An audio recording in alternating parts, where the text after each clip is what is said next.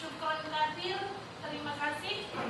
Sekarang waktunya apa, Nana? Bab berapa? Bab 4. Apa bab 4 itu judulnya? Kemujizatan Al-Quran. Ayo semua, saya beri pertanyaan. Apa sih mukjizat itu? Mukjizat. Ya, mukjizat. Suatu hal atau peristiwa luar biasa. Oke, betul, langsung. Siapa lagi yang mau jawab? Sesuatu yang menyalahi kebiasaan disertai dengan tantangan dan selamat dari perlawanan. Oke, langsung yang dari atas sini ayo angkat tangan.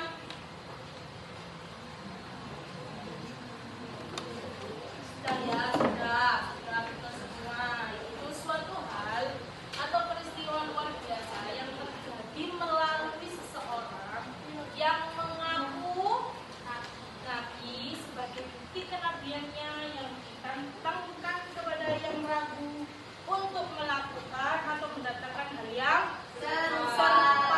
Di sini secara etimologi kata mukjizat berbentuk isim fa'il yang berasal dari apa, Mbak? A'jaza, yu'jizu, i'jazan, mu'jizun atau mu'jizatun. Ayo yang ini artinya.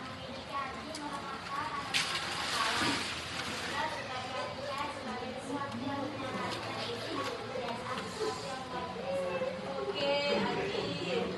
Nah, a'jaza, yu'jizu, i'jazan, mu'jizun, mu'jizatun. Yang memiliki arti melemahkan atau mengalahkan lawan.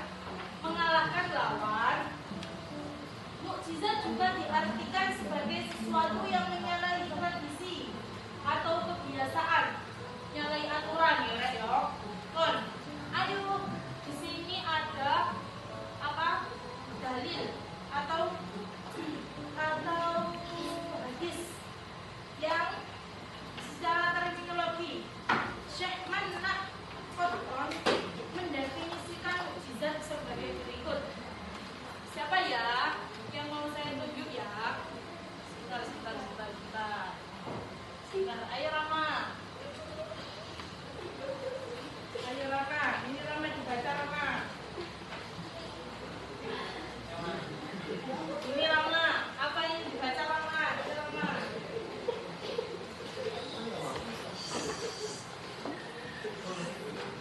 Ayo Rama.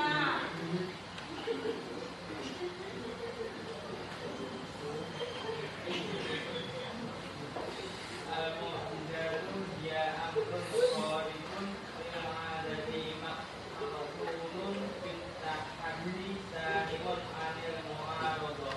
Ayo artinya.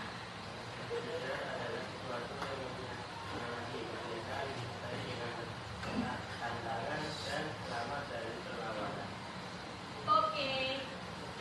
Betul. Syukron katsir, terima kasih. Di sini mukjizat adalah sesuatu yang menyalahi kebiasaan disertai dengan tantangan dan selamat dari perlawanan.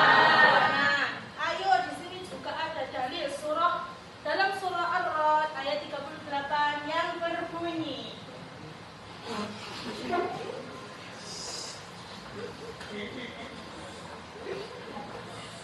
Ayo Pak.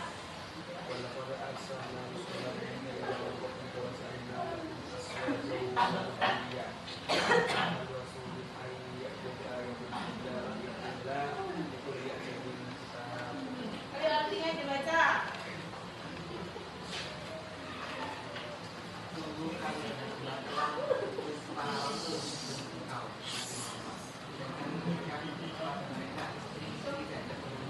Ya.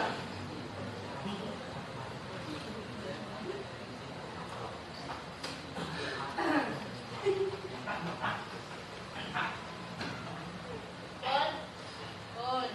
Ya, di sini itu dijelaskan pada surah Ar-Ra'd ayat 38, yaitu sesuatu yang datang tanpa terkendali atau tanpa sepengetahuan kita itu disebut apa?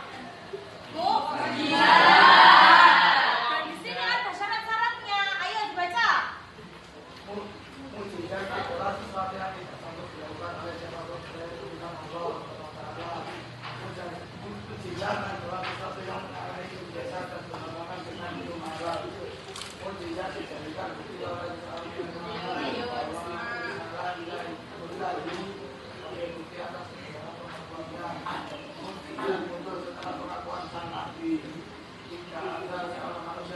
tersebut. Yang dapat menandingi mukjizat tersebut. Kelima, cara tersebut tidak terpenuhi maka merupakan mukjizat yang menambahkan kenabian dan keagungan seseorang. Nah, di sini disebutkan tidak ada seseorang manusia dan jin pun yang mengetahui atau menandingi mukjizat tersebut. Dan di mukjizat itu sifatnya rahasia atau sirri itu artinya rahasia. Betul ya. Di sini juga ada macam-macamnya. Ayo dibaca. Macam-macam mukjizat dibedakan menjadi 4 macam, yaitu mukjizat kauniyah, mukjizat syakhsiyah, mukjizat salbiyah, serta mukjizat aqliyah. Oke, ayo. Apa yang disebut dengan mukjizat kauniyah? Yaitu mukjizat yang berbeda dengan itu alam seperti peristiwa bulan tergerak oleh Nabi Muhammad dan peristiwa keduanya lampu merah oleh Nabi Musa alaihissalam dengan kembali. Terus apa pengertiannya mukjizat syakhsiyah?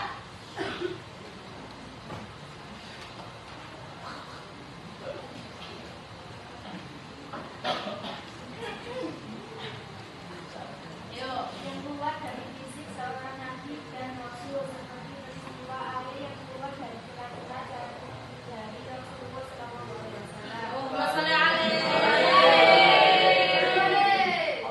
terang yang memanjang dari tangan Nabi Musa setelah dimasukkan ke saung bajunya dan peristiwa penyembuhan penyakit buta dan dusta oleh Nabi Isa. Oke. Apa mukjizat salbiyah? Yang terjadi yakni mukjizat yang membuat sesuatu menjadi tidak percaya. Seperti ketika Nabi Ibrahim alaihissalam api tidak lampu bakarnya. Udah? Ayo. Mukjizat aqliyah.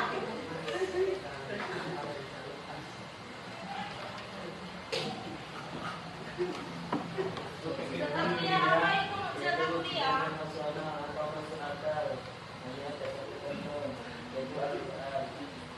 Udah? Ada berapa macam-macam mukjizat tadi anak-anak? Coba sebutkan. Yang pertama, mukjizat kauniyah. Yang kedua, mukjizat syakhsiyah. Yang ketiga, mukjizat salbiyah. Yang keempat, mukjizat aqliyah. Itu macam-macam mukjizat. Oke, langsung wali E. Wali E. Di sini ada 3 hal aspek kebahasaan berita gaib dan isyarat ilmiah. Apa itu? Ayo dibaca. Ya. Al-Quran dalam bentuknya menunjukkan mempunyai beberapa keistimewaan, di antaranya A. Kelembutan Al-Quran secara lafaz yang terdapat dalam susunan suara dan keindahan bahasanya. Oke. Perhatian Al-Quran baik itu Allah maupun kaum cendekiawan, artinya semua orang dapat merasakan keagungan dan keindahan Al-Quran. Oke, lanjut. Sesuai dengan akal dan perasaan, Al-Quran memberikan doktrin pada akal dan hati serta menampung kebenaran dan keindahan sekaligus.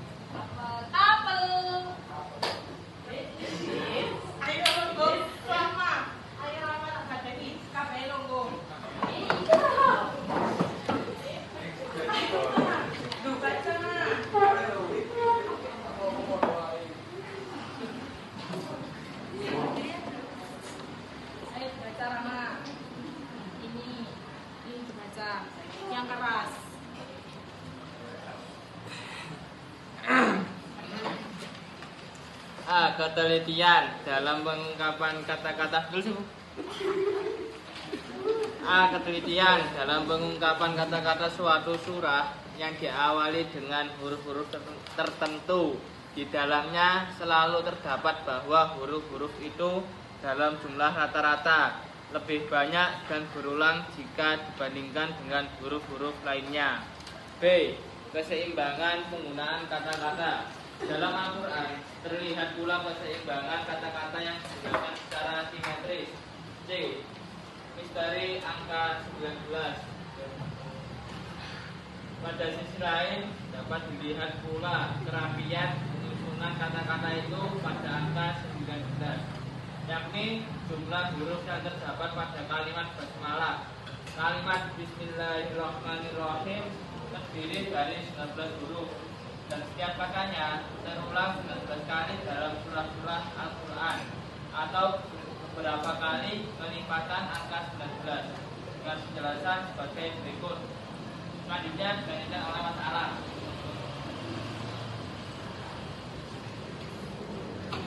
Kata isim diulang 12 kali dalam Al-Quran. Kata Allah berulang misalnya 198 kali, itu berarti 19 kali 1 Kata Ar-Rahman berulang 57 kali, itu berarti 15 kali 3. Kata Ar-Rahim berulang 144 kali, itu berarti 19 kali 6. Udah? Dan saya sadar. Udah. Turun. Sekarang konsentrasi. Konsentrasi. Konsentrasi dimulai. Kau suka hati tepuk tangan. Kau suka hati tepuk tangan. Kalau kau suka hati, mari kita lakukan. Kalau kau suka hati tepuk tangan. Kalau kau suka hati tepuk paha.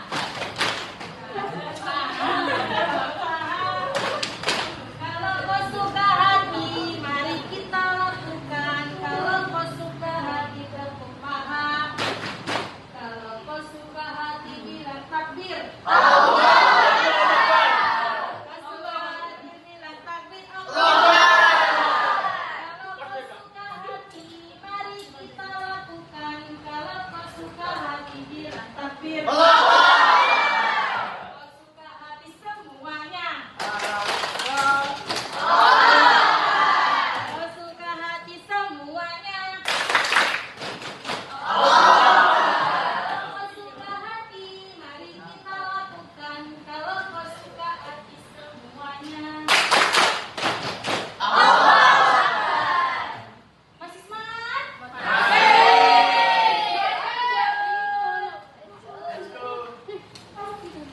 Lanjut.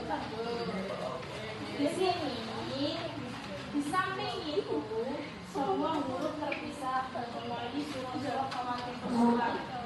Apa itu khawatir surat? Ayo, dengarkan. Khawatir surat itu awal surah berulang dalam hasil jumlah kali angka 19. Ini contohnya di warna ya, ayo diperhatikan. Nah, khawatir suara itu rek. Oke, contohnya. Qaf, Nun, Yasin, Alif, Lam, Mim, Alif, Lam, Mim, Ra, Alif, Lam, Ra, Kaf, Ha,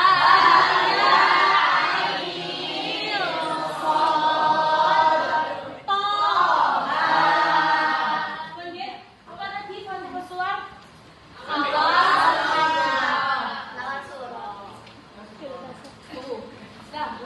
Qaf dalam surah Qaf berulang 57 kali. Pendeknya nggih 57 kali. Berarti 19 kali 3. Terus huruf kaf, ha, ya, ain, shad yang mengawali surah Maryam berulang sebanyak 789 kali. Berarti berapa? 19 kali 42. Yang ketiga huruf nun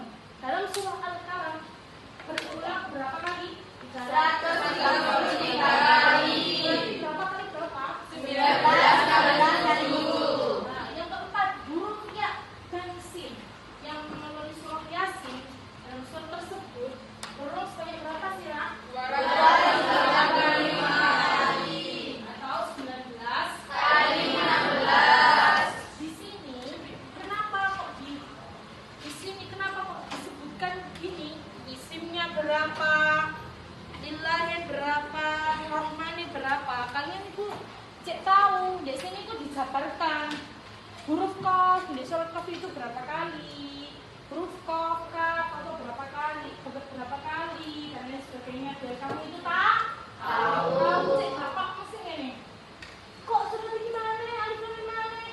Kok surat ini mana? Alif lam mana? Loh kok ini mana? Kan kamu bahasa sekarang, gitu betul? Makanya itu kalian sekarang itu dijabarno. Untuk khawatir sesuatu kon opo ae. Kan gini jadi paham kan? Ya ini pembuktian sedemikian rapi, teliti dan seimbang huruf atau kata yang digunakan dalam Al-Quran. Yang kedua yaitu kandungannya. Nih, tak kasih tahu. Di sini kandungannya dilihat dari kandungannya berdasarkan Al-Quran dapat ditelaah. Apa ditelaah? Belajar mati. Itu Al-Quran merupakan berita-berita yang bersifat gaib. Hal-hal yang bersifat gaib yang diungkapkan dalam Al-Quran dapat dipilih menjadi dua, yaitu pertama. Ayo dibaca pertama. Al-Quran Menyangkut masa lalu, contohnya kisah-kisah Nabi dari 1 sampai 25. Habis itu malaikat-malaikat. Habis itu apa aja peristiwa yang dilakukan atau perjuangan yang dilakukan oleh para nabi. Itu yang pertama masa lalu. Yang kedua tentang peristiwa-peristiwa yang akan baik atau yang akan datang baik di dunia. Contohnya, gimana cara kita sukses? Bagaimana caranya kita sukses dunia dan akhirat? Bagaimana cara kita seimbang dengan dunia dan akhirat? Bagaimana cara kita bisa melakukan kehidupan ini dengan cara yang baik, menjauhi larangannya dan melakukan perintahnya? Itu contohnya. Yang kedua yaitu apa? Peristiwa-peristiwa yang akan terjadi baik di dunia maupun di akhirat. Yang kedua, ijazul ilmi, yaitu pengetahuan. Contohnya sampean biyen kalau ngerti apa-apa belas. Huruf saya enggak ngerti. ABC enggak ngerti. Akhirnya dengan berjalannya waktu kita kan enggak tahu sendiri cerek. Itu namanya dengan kita belajar, dengan kita sekolah, TK atau playgroup. Awalnya kan kita enggak bisa nulis ambek tangan ini, nyekel pensil tak ada kan? Iya. Nah, kita gak itu mujizat gak bakal ngono loh. Oke kan? Nah, itu contohnya ijazul ilmi. Terus yang ketiga, Al-Quran menetapkan aturan hukum, undang-undang yang bersifat universal, mencakup segala urusan hidup dan kehidupan manusia. Sama yang melanggar peraturan lalu lintas, selain melanggar perintah apa? Kok sampai melaku ini ngomong. Semua kehidupan kita sehari-hari ada di dalam Al-Quran. Pun ada, impian pun ada, kesuksesan pun ada. Kita buatan pernikahan pun ada di dalam Al-Quran. Makan pun ada di dalam Al-Quran. Kita berselimut pun ada di dalam Al-Quran. Masya Allah, ada. Karena bagaimana ada. Sejatinya kita ini memperlakukan hidup itu ada di dalam Al-Quran. Makanya Al-Quran itu dari pedoman hidup. Pedoman itu apa sih? Prinsip. Oke kan, jadi kita berewak dewe tambutan. Keimanan, ketakwaan itu ada di dalam Quran kita tambutan. Tapi orang gak percaya aja nih. Kok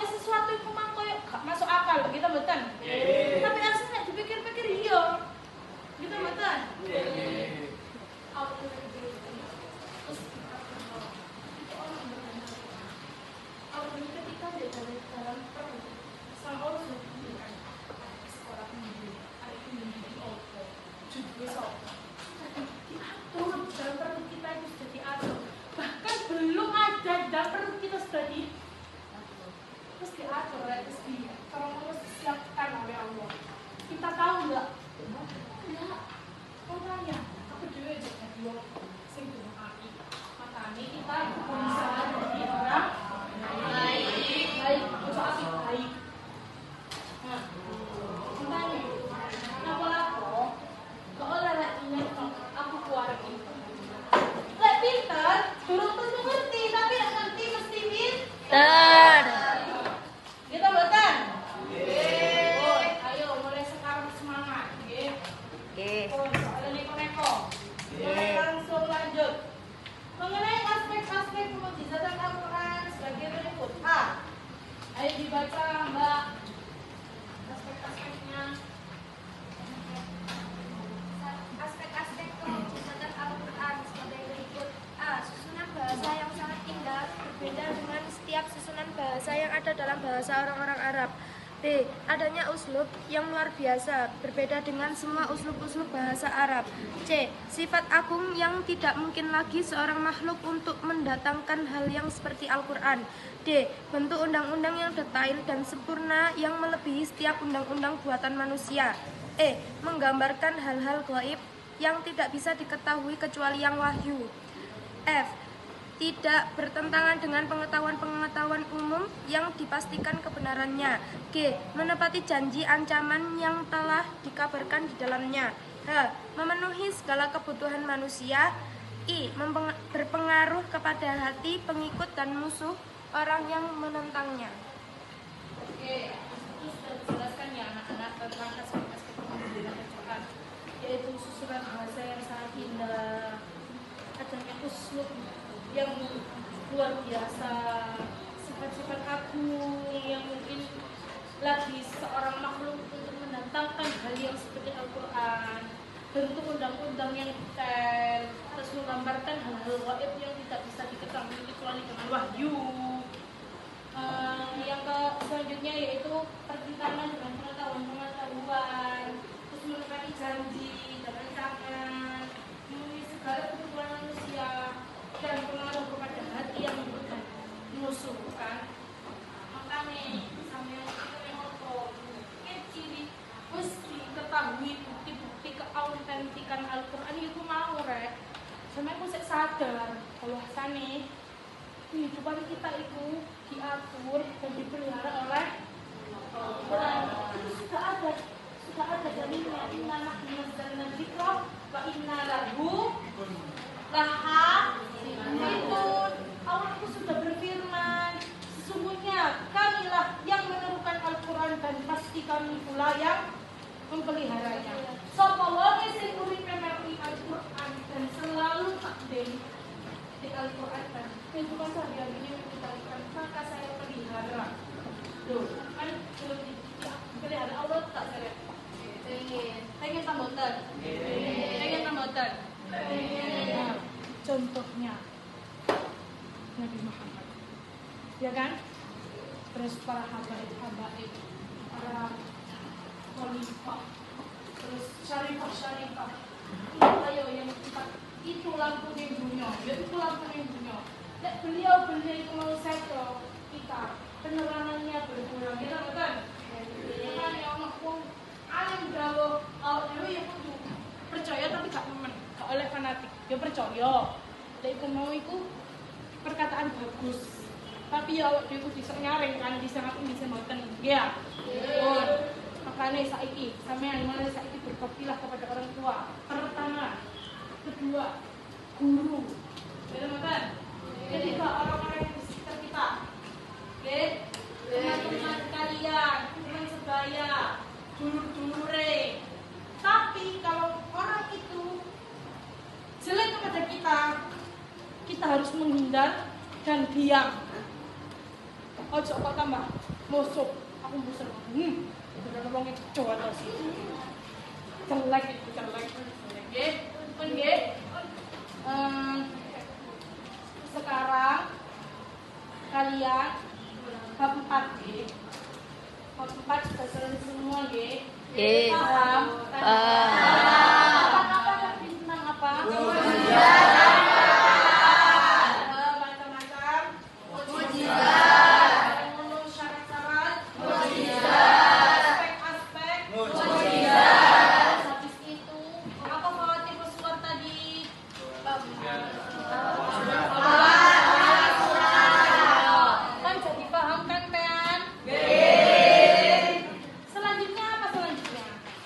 Pertemuan selanjutnya apa?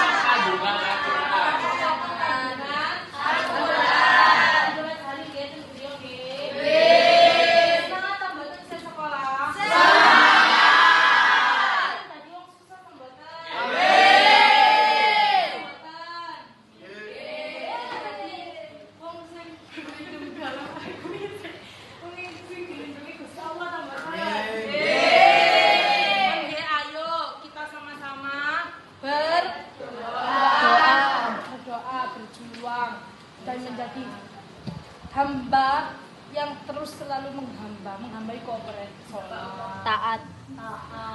berdoa, ngaji dan sebagainya. Ikhtiar. Nggih. Oh, ikhtiar, nggih. Nggih. Sebelum saya akhiri, marilah kita membaca surat Al-Fatihah agar apa ilmu yang kita dapatkan tadi menjadi ilmu yang nafi, manfaat, barokah. Amin. Alhamdulillah wa ala kulli niyatin shalihah wa bi syafaati Rasulillah. Al-Fatihah.